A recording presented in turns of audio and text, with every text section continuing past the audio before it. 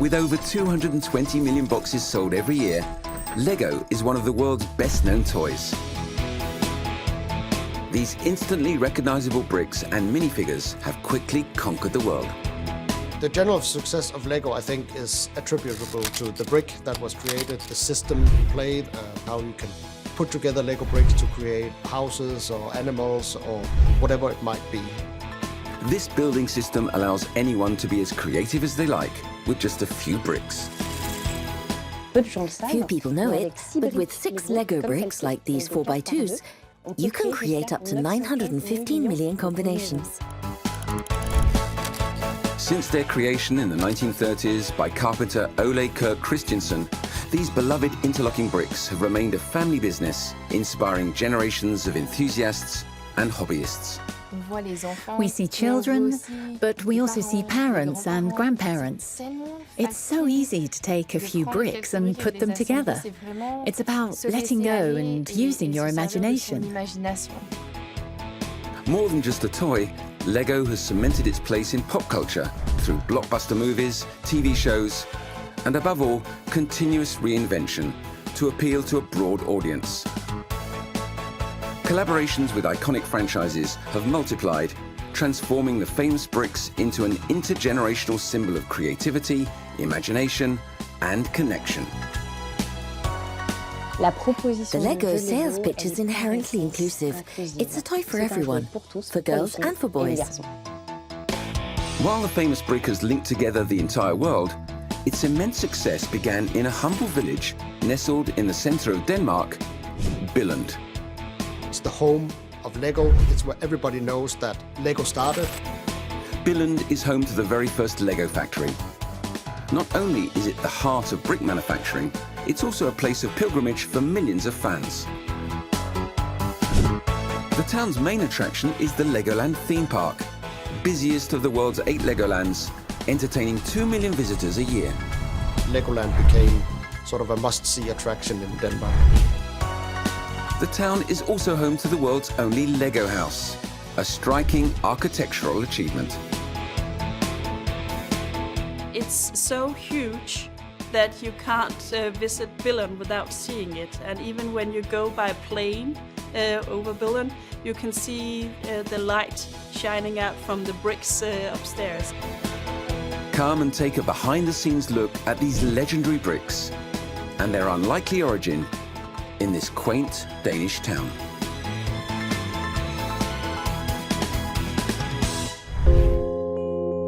Billund, in the heart of Denmark. A small town of 27,000 inhabitants that attracts 2 million tourists every year. But why does such a modest town attract so many visitors? Billund is the birthplace of one of the most iconic toys of our childhood. Lego.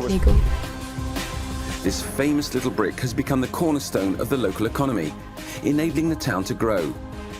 Combining the factory with other attractions, the town has become a must-see destination for all fans of the brand. Lego has had an enormous impact on the infrastructure in general. Lego has built a lot of large factories and the campus, and that of course brings a lot of people, a lot of workers every day to Billund. It's the home of Lego. It's where everybody knows that Lego started. Today, the company employs 25% of Billund's population, making it the largest employer in the region. To understand how these bricks became so successful, we need to go back in time. Lego was born deep in the heart of Denmark, in the small village of Billund, where a carpenter, Ole Kirk Christensen, used scrap wood to create the first wooden toys. In 1929, the small carpentry firm, like many businesses of the time, was hit hard by the financial crisis. To avoid going under, Ole Kirk Christensen decided to diversify and produce wooden furniture. But it was the following year, 1930, that the Danish entrepreneur made a decision that would change his company's destiny. The Lego Group started in the 1930s making wooden toys. Ole Kirk Christensen made toys, including the famous duck that features in many of the brand's illustrations. This new activity was so successful that he decided to devote himself exclusively to it. To name his newly remodeled company, Christensen launched a contest among his employees. This is how the name Lego first appeared in 1932. He really wanted to emphasize play, creativity, and so he decided to call his brand Leg Godt, which means play well in Danish. The gamble paid off for Ole Kirk Christensen. Despite the economic crisis, the motto for this period was, "Children need toys even in hard times."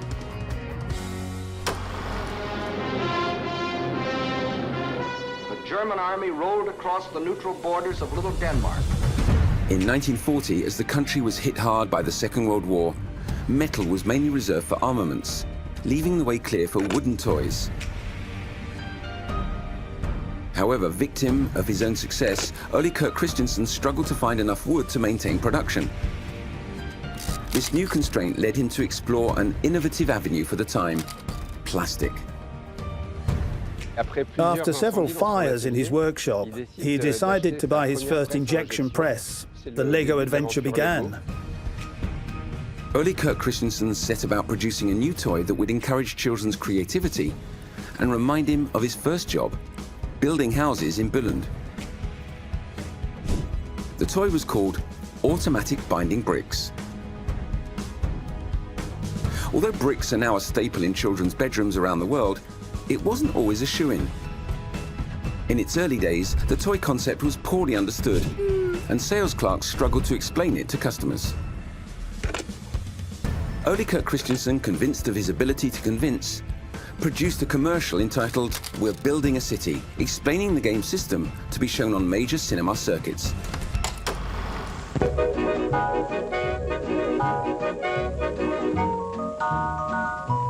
Und alle machen mit, die ganze Familie. Alle bauen, groß und klein, bauen mit dem Legostein.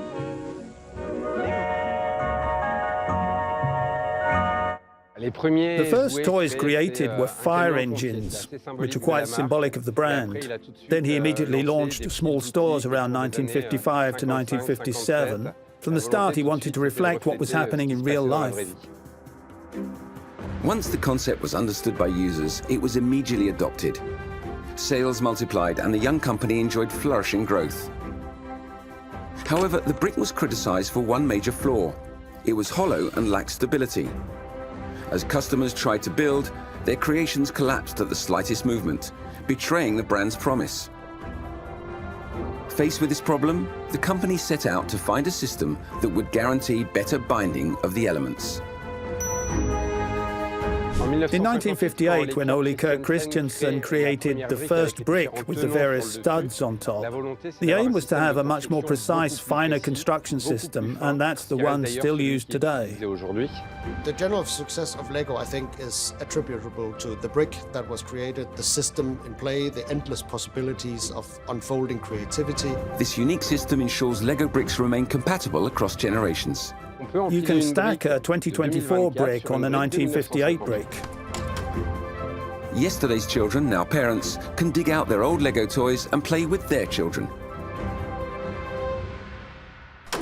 On March 11th, 1958, 1 month after the studded brick was adopted, its creator, Ole Kirk Christensen, passed away. His son, Gottfried Christensen, already involved in the company, took over its management.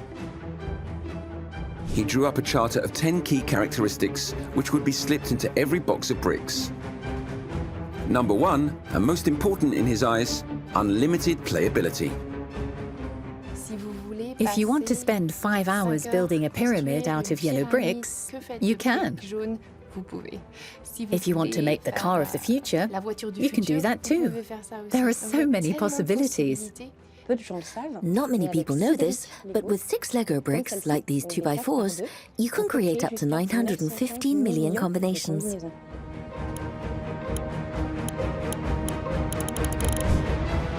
In this exploration of the imaginary, Gottfried's son Scheld contributed several major ideas and improvements. One in particular would have a profound impact on the brand's history: the invention of the minifigure. The appearance of the minifigure was a real revolution for Lego. They had to work on all the vehicles to ensure that the minifigures would fit inside. So it was a real innovation, once again, which affected the rest of the range, and then there was the desire to use a yellow colour for the minifigures, so that all children could recognise themselves in the characters and make their own incarnations of them. The introduction of the minifigure in the 1970s marked a decisive turning point that propelled the Made in Billund brand to worldwide success. This minifigure has evolved over time. In 1989, facial features varied to simulate different expressions. Before minifigures, Lego sets lacked characters, but their introduction allowed children and adults to create their own stories.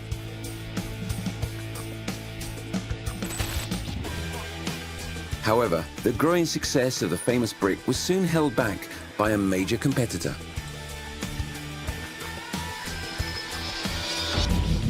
Video games. In 1999, the brand experienced its first real drop in sales, marking a difficult turning point for the company. Billund suffered the consequences. Massive redundancies took place, with over 1,000 employees losing their jobs, a third of the local workforce. In the 90s, Lego was a bit shaken up. Also, I think because they diversified into a lot of worlds that took them away from bricks. The main strategy of the rebuild was to refocus on bricks, to go back to the origins of the Lego Play proposition. And once again, what enabled the brand to take off again was to be close to consumers, to the things they're close to, and to do a bit of crossover with these intergenerational universes, like Star Wars, like Harry Potter. The brand also renewed itself with new in-house ranges, based on universes loved by children, such as Ninjas and Mecha.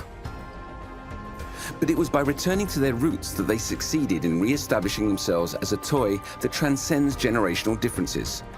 Starting with the revamp of their fire truck, they returned to the original idea of the bricks creator Ole Christensen: building houses. What really enabled Lego to get back on its feet after the various crises was to go back to basics, to relaunch the first set to create what Lego City is today. Creativity is really what drove Ole Christensen to always go further, to bring something new to the model. That's what really started this adventure. Experience showed Lego that success was not just about product quality, but also about fostering shared experiences. Its philosophy is simple, but powerful. Bring families together around a building activity where everyone, whatever their age, can take part. We see children, but we also see parents and grandparents. It's so easy to take a few bricks and put them together. It's really about letting go and using your imagination.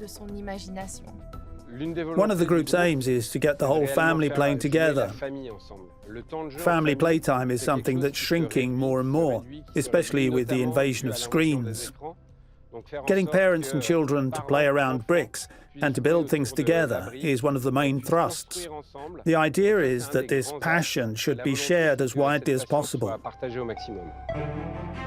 So bricks aren't just for kids, quite the contrary. Adults also find them of great interest, and even more so. One global community in particular is crucial to the company: the AFOLs community. AFOL stands for Adult Fan of Lego, adults who love Lego bricks. It's true that the AFOLs are a very important community which has existed since the 90s and which has a very special role for Lego. Because the brick designers realized the importance of listening to their customers. The company is one of the few in the world to maintain an ongoing dialogue with its fans. Fans offer an outsider's view of the brand, share their opinions, and inspire designers with their boundless creativity.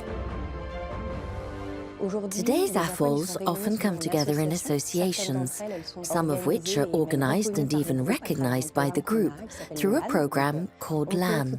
You can apply to become an association recognized by the group. Today, there are just over 500 associations recognized by the Lego Group, including 21 in France. I was already passionate about it as a child, but it came back to me with my children. I got my Lego out again at Christmas around the tree, and it made me want to build. But I never imagined that it could take me so far. Passion doesn't always rhyme with reason.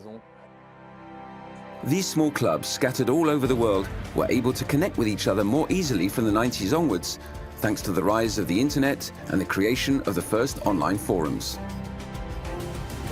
Today, these communities come together both on discussion platforms and at physical events, such as conventions. The first of its kind was Brickfest in the 2000s in Washington, D.C. It was a fan-initiated event. This regular interaction on a global scale between the group and AFOLs represented a turning point for the brand, revolutionizing the way it communicated with them. The group's mission is always to innovate, but innovation doesn't happen by itself, and of course we call on all the brand's friends who send us their ideas, who send us their comments on the brand, and who help us to innovate. To facilitate these exchanges, the brand went even further.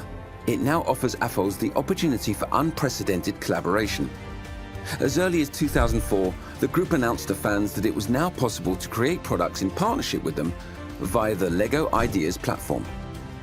The origins of Lego Ideas go back to 2004, when fans launched a participatory platform called Kuso. Kuso is a Japanese word meaning wish, to wish for something to happen. And really that's exactly what the Lego Ideas platform is. Any Lego fan can propose a project on this platform once 10,000 votes have been reached. Lego will study the possibility of marketing the idea, the product. Naturally, our in-house designers will decide. 5 or 6 new products are launched every year from this Lego Ideas platform. These creations include reproductions of famous paintings, references to cult movies and TV series, and remarkable examples of architecture. All these proposals must respect the brand's philosophy and be based on existing parts. What we try to do with Lego products is really to use all our existing pieces in the most creative way. So sometimes we're taking, for instance, a flower pot from a girl's theme and using it as a jet engine. I think it's very important today for brands to maintain a dialogue with their fans, their communities. We love it too because even French inventors have come up with concepts that have seen the light of day within this Lego Ideas platform. One example is the globe proposed by Guillaume Roussel, a French engineer who took part in Lego Masters and has now joined the Lego designers. By proposing sometimes virally successful constructions, the imagination of AFOLs has greatly contributed to the success of the Danish brand, which has retained its place as world toy leader since 2014. Proof that its success extends far beyond children's bedrooms. Its constructions can become veritable works of art through impressive megastructures like the sculptures of Nathan Sawaya. All over the world, the Art of the Brick exhibition celebrates the art of construction, showcasing works built entirely from bricks. Creations made possible by this material, available in 3,400 different shapes and 65 colors. What are the secrets behind this unique toy? All decisions relating to bricks are always taken in the heart of the town of Billund.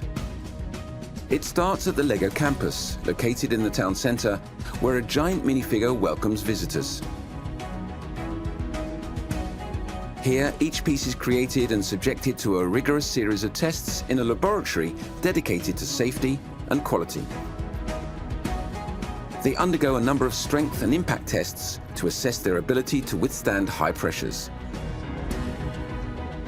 Yeah, it must be broken, because what we are testing here is the energy you need to break the part. Once the product is approved, it's ready for mass production. Loyal to the town of its birth, the company has kept its main production plant in Billund. It's just a few hundred meters from the campus. The first Lego factory was in Billund, and there's still a Lego factory in Billund. The group really wanted to keep this production facility close to the heart of the brand in Denmark, and our general aim is to be very, very close to the consumer. So we have several factories being created around the world, but the base is in Billund, and that's not going to move. Approximately 20 billion elements are manufactured each year at the Danish plant. Other production plants have been built around the world to meet the ever-increasing international demand. In Nyíregyháza, Hungary, there's a plant dedicated to the production of the range for the very young.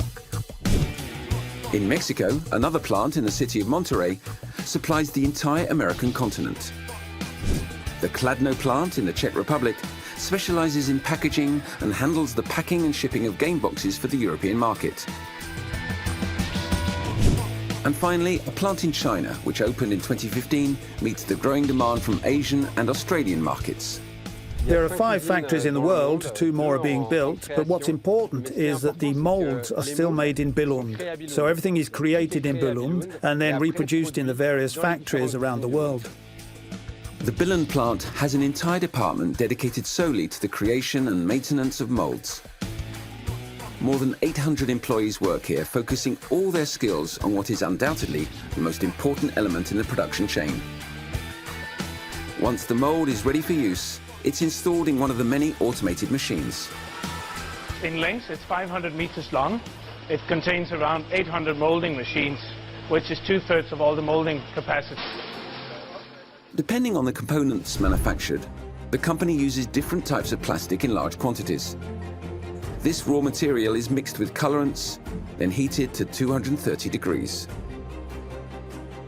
It's then injected into molds by automated machines. The bricks thus formed are then ejected from their matrix at a temperature of 70 degrees before being cooled. To manufacture a minifigure, 9 different molds are needed, and the process of cooling and ejecting a part takes just 10 seconds. Within the factory, the highest standards are the rule. If a brick touches the floor, it's immediately discarded. Any plastic residue is crushed to recover the raw material, which can then be re-injected into the system. Once the parts are perfectly formed, robots pick them up and transport them to 10-meter-high warehouses. Here, up to 400,000 boxes can be stored before being shipped to logistics platforms. While the first presses used in the 1950s were entirely manual, they gradually gave way to automated models. From the late 1980s onwards, the first robots were introduced to the plant to handle plastic parts. Today, some 800 machines coordinate perfectly to produce 1,300 bricks every second, or 4,680,000 bricks per hour. A true symbol of innovation and efficiency for the country. The Lego Group is very attached to its history. Being born in Billund, in the heart of Denmark, is something that's extremely important.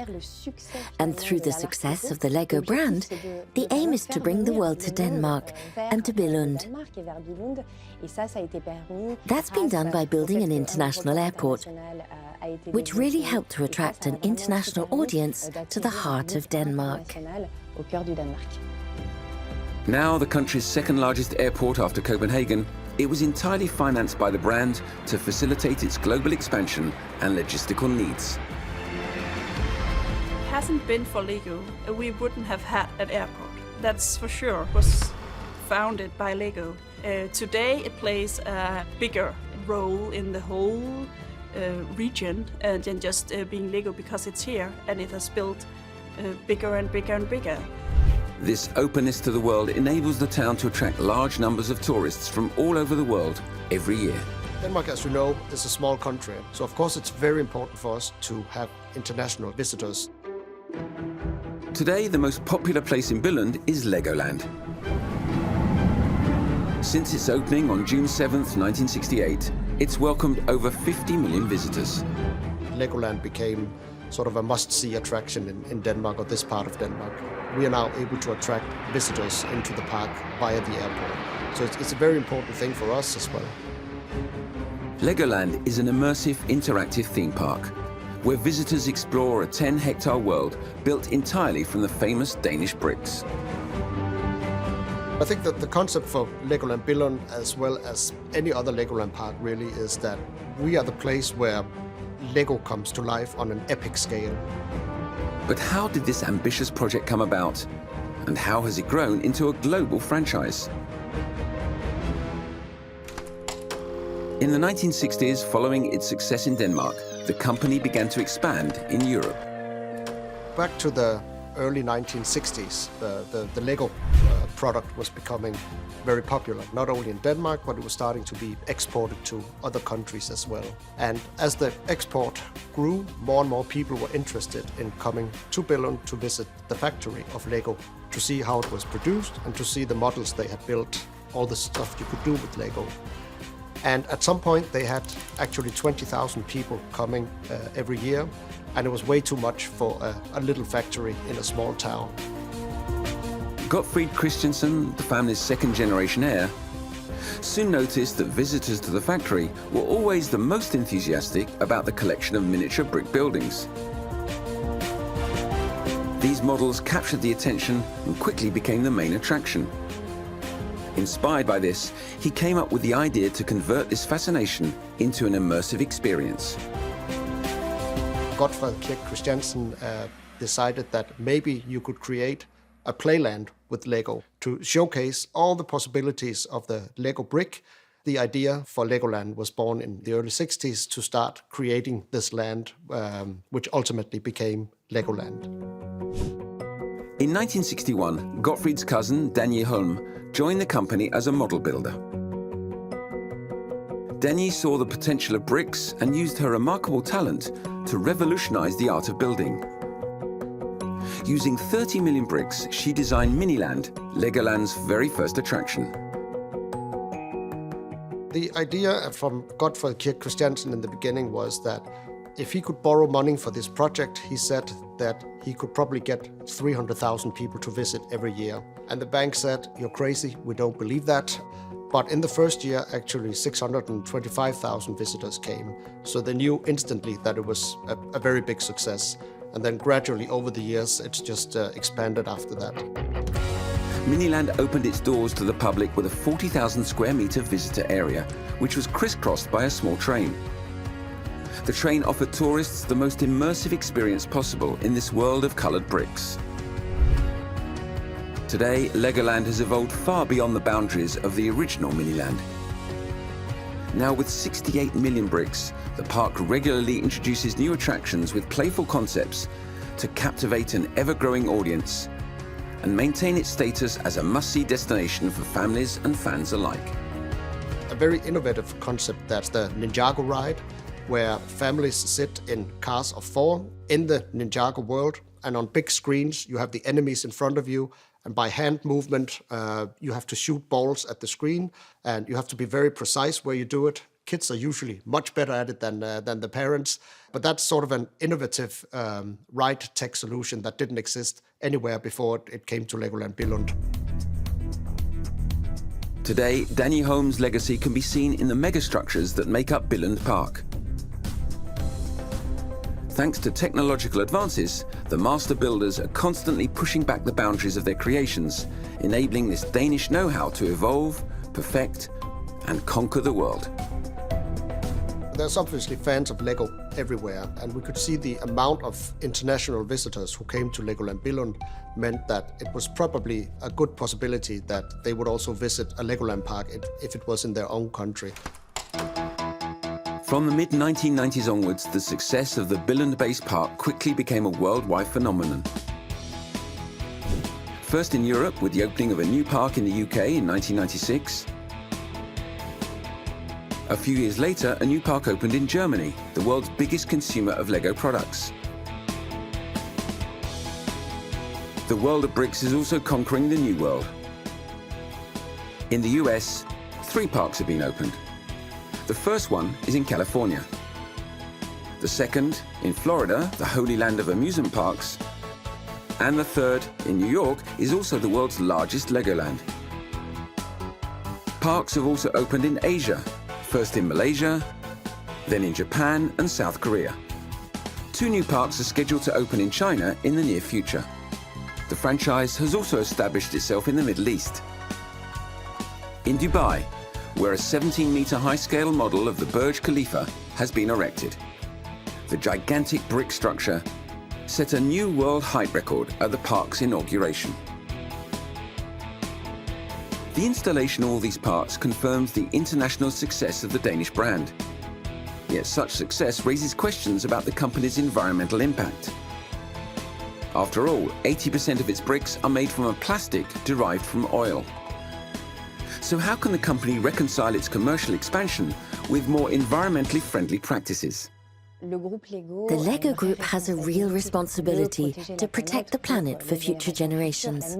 Our brand's mission is to inspire and develop the builders of tomorrow. So this is a major concern, and we've made some very strong commitments, as well as major investments, to work on our sustainability, with the aim of ensuring that by 2032, 100% of all bricks manufactured will be made from sustainable materials. That's to say, renewable or recycled materials. The brand is constantly looking for new ways to reuse and recycle bricks, in order to develop innovative new ways of giving them a second life. I think we will always have plastic. I think that's important to know. In our bricks will always be made from plastic. We want better sources of plastic, so we want recycled plastic or bio-based plastic. In order to limit the use of conventional plastic without managing to replace it completely, the brand plans by 2025 to double its annual budget for seeking alternative solutions. The group will invest $1.4 billion to achieve net zero greenhouse gas emissions by 2050. That comes from sugarcane. It is soft and flexible, and we use it in anything that is soft and flexible, like leaves. The creation of bio-sourced materials represents an interesting solution for the brand, as does the recycling of household waste. For every 1 litre bottle, you can make 10 of these bricks. Today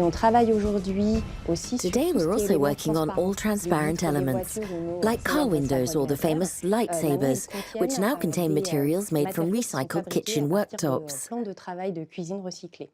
And this transformation is already underway.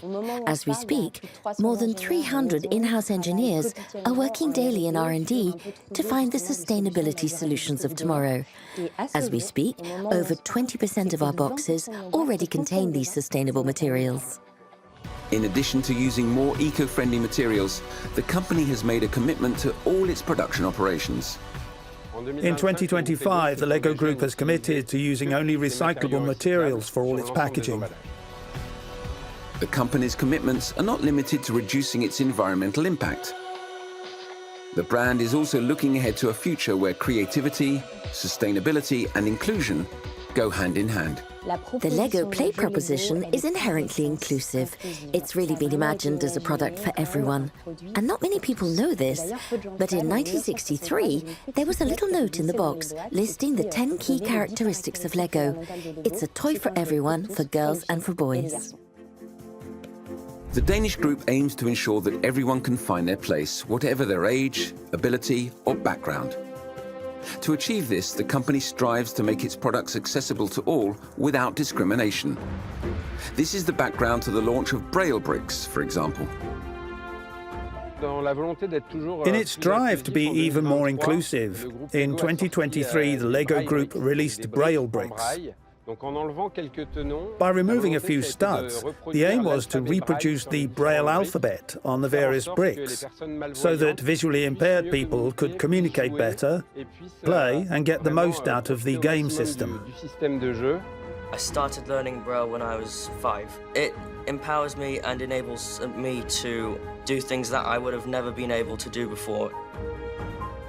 What we are doing here today is showing the potential of Lego Braille bricks to help children learn Braille and to engage with the process of Braille.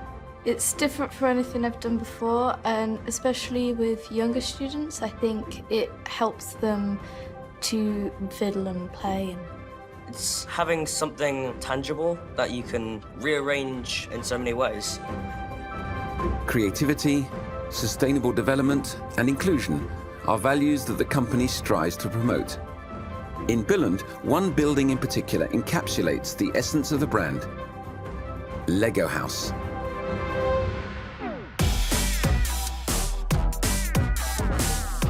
Inaugurated in 2017, this 23-metre-high, 12,000-square-metre building embodies the company's renewal and has become a landmark in the town. It's so huge that you can't visit Billund without seeing it. And even when you go by plane over Billund, you can see the light shining out from the bricks upstairs.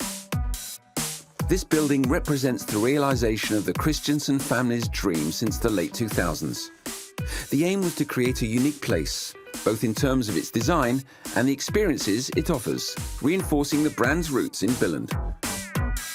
The origin of Lego House started back in the late 2009-2010 time with our owner Kjell Christiansen's having a dream of a place where you could experience all things Lego.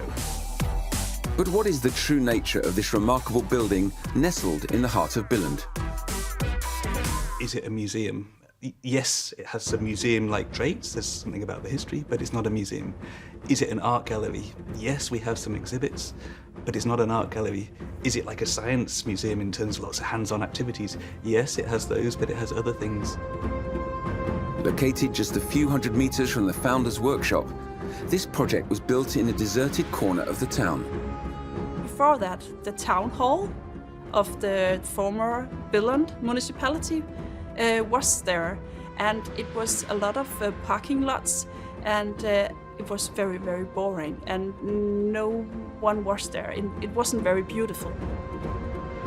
A huge competition was held to design the building, attracting many candidates, including renowned Danish architect Bjarke Ingels.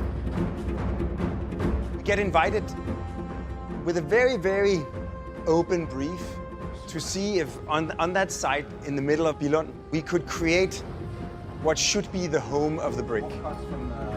And it had a very rudimentary sort of program. There should be a restaurant, maybe a little Lego store, and then an experience, a series of experience spaces where you could immerse yourself in all things Lego. During the design phase, Bjarke Ingels' teams explored a surprising facet of the original brick, which inspired them for the project. We actually discovered that if you scale a typical 2x4 Lego brick up to 60 centimeters, 2 feet, is kind of the module of everything in the construction industry. It actually becomes 18 centimeters tall, which happens to be the height of a typical step. By using this module that is perfectly in the kind of golden proportions of the Lego brick, you can do the entire architecture for the Lego house. The objective for the exterior was to create the illusion that 21 XXL-sized Lego bricks are arranged and assembled side by side. He really understood what we might say is Lego DNA, or what should a building built of Lego or built for Lego look like. And that's where he came up with the concept of the 21 boxes sort of stacked on top of one another, much like a child might build. While inside, a series of unique experiences await visitors. You can enter it from all four corners. Light comes in between the galleries, and it really becomes a public square. To embody this idea of a central square where everyone can come together, space management was paramount. What makes the Lego Square special is the absence of columns. The biggest technical challenge was really the decision not to use columns to support the building inside. It was a real technical challenge, complex and demanding, which put the architects to the test. The constraints associated with the size and structure of the complex led to difficulties in both design and execution. The engineers we were working on suddenly had to confess it was too difficult for them. So before we sort of gave up, let's at least see what we can do. And faced with these technical obstacles, the teams worked hard to overcome the challenges. Engineers went back to the fundamental principles of architecture to find a solution, taking inspiration from the Roman arch and its keystone to better distribute the forces. Each stone is just in compression, and the keystone somehow distributes all the forces and closes the arch like a key. So the keystone gallery in the Lego house is the gallery on top, the final Lego brick that completes the vault. The second challenge was to recreate the appearance of the bricks while ensuring their resistance to the harsh Danish climate.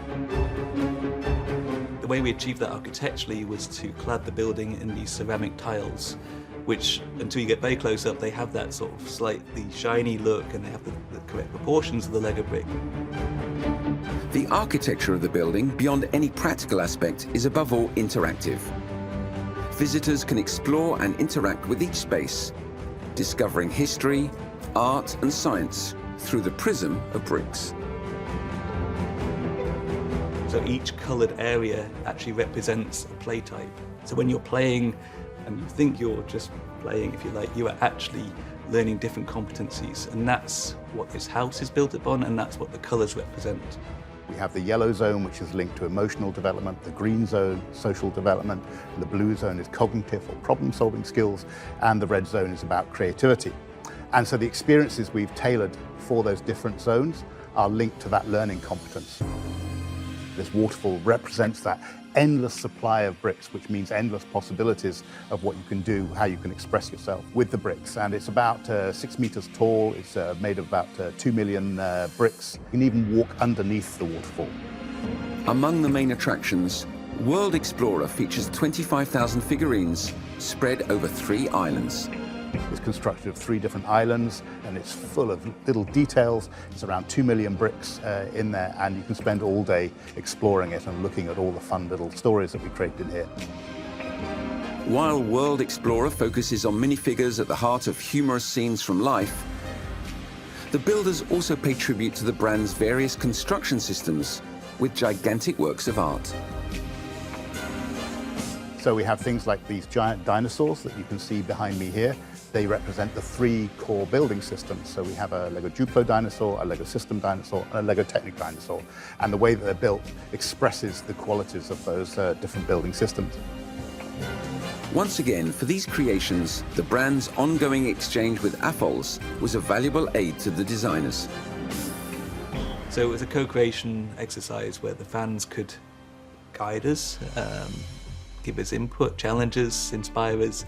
They actually came up with the concept of the 3 dinosaurs. They said the Duplo dinosaur, for example, of course that should be very primary colours. That should use certain types of Duplo bricks. But actually it should be covered in flowers and little animals, which I don't think would have come necessarily without involving the fan community. But of all the XXL constructions presented in Lego House, the most impressive is the Tree of Creativity. Constructed from 6,300,000 bricks, it rises to a height of over 15 meters. The tree was probably the most ambitious model in Lego House, and actually probably the most ambitious model Lego's ever done. We start to climb the stairs, and all of a sudden we see that this model is 15 meters high, which is quite enormous, and something no one has ever seen before. So we thought an old tree would be a great model to put into the Lego house, so it looks like it stood the test of time, just like the Lego Group has. This unusual construction, the largest to date to have been built using the famous Danish bricks, required hours of work.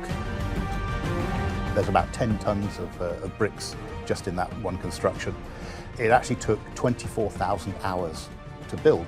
And if you think about that in sort of regular working weeks and years, that would take one person around 12 years to build that tree on their own. Once again, the construction was not without its challenges, as the limited workshop space didn't allow for complete assembly of the tree. So it had to be dismantled and brought to the site in several parts, making it uncertain as to how it would fit into its final location. When we put the first branch on, it actually, the leaves overlapped the stairs, so we had to do some pruning on site and trim some of the leaves off before we installed the first branch. But after that, it all went very smoothly. So I was a little nervous when the first branch went in, but after that, all good. Since its installation, the tree has been one of Lego House's most recognized attractions, embodying the brand's cherished values. At its base, near its roots, the builders have embedded references to the group's history in the trunk. At the top, a crane appears to be continuing the construction work. The whole is an allegory of limitless creativity, which will never cease to grow. The trunk, or the wooden part, is a metaphor for the family ownership. Lego Group is a family-owned company. We're now into the 4th generation, so it has a long history. It has very strong values. As for the branches of the tree, they too are not devoid of symbolism. On each branch, it tells a different story about a classic play theme. So here we have like the city role play, we have castle in the background, we have pirates and we have space and so on. So we tell all these different stories about the evolution of that classic evergreen play theme. And actually you can see the control tower. It's actually a copy of the control tower that used to be at Billund Airport when Billund Airport opened many, many years ago. So it's a copy of the very first control tower there. So you can see we've tried to include some little Easter eggs in all our builds. Little touches that appeal to more and more enthusiasts. By 2023, Lego House had received almost 320,000 visitors, 60% of them from abroad, exceeding initial estimates. A true global icon, and it's destined to remain so, the brand having decided not to replicate the concept elsewhere.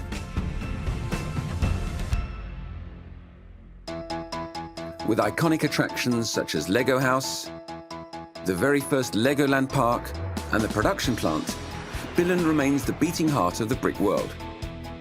This small Danish village, birthplace of the iconic brand, continues to play a central role in the history of this toy that has spanned the ages. The town embodies both heritage and modernity, making it a must for all brick enthusiasts. We created a product platform, if you like, or play platform that could cross generations. Children and parents of those children, maybe even the grandparents of those children, are playing with the same product and using their imagination and their creativity to explore and learn about the world. The testimonials we receive are really heartwarming. Every month we get letters from families telling us about the day they spent with their family and the special time they spent with the various generations. Transmission that reflects the group's image, still in the hands of the same family since its creation. It may be a world leader in its sector, but it's a company that's not listed on the stock exchange, that's still owned by the family that founded it, and we're now in the 4th generation. While it all began with Ole Kirk Christensen and his wooden duck, the story has continued with Gottfried, Kjeld, and today his son Thomas, the group's current president. The small company of the early days has become a veritable toy giant. True to its roots, the brand constantly strives to broaden its horizons on a global scale. It draws upon the richness of every culture to offer a unique and personalized experience. A striking example of this approach was the creation of a bateau mouche, an iconic symbol of Paris, which illustrates the franchise's commitment to combining tradition and innovation, drawing inspiration from the cosmopolitan spirit of the French capital. The Lego bus boat was a year-long project. There are 275 bricks on the roof of the boat. There's a giant minifigure that pays tribute to the brand. And there are all the elements that children dream about: seagulls, ducks, the fish on top of the boat. Lots of little nods to Lego culture. The group is looking to diversify, to be more inclusive and take into account everyone's cultural specificities. Faced with competition from electronic games and connected toys, the years ahead hold major challenges for the brand. It will have to adapt its traditional model by addressing environmental issues too long neglected by big industry in order to remain a major player in the lives of young and old alike. Whatever happens, the group's future will always be linked to Billund, where everything began, making the town shine bright among the constellation of innovative and creative companies in the world.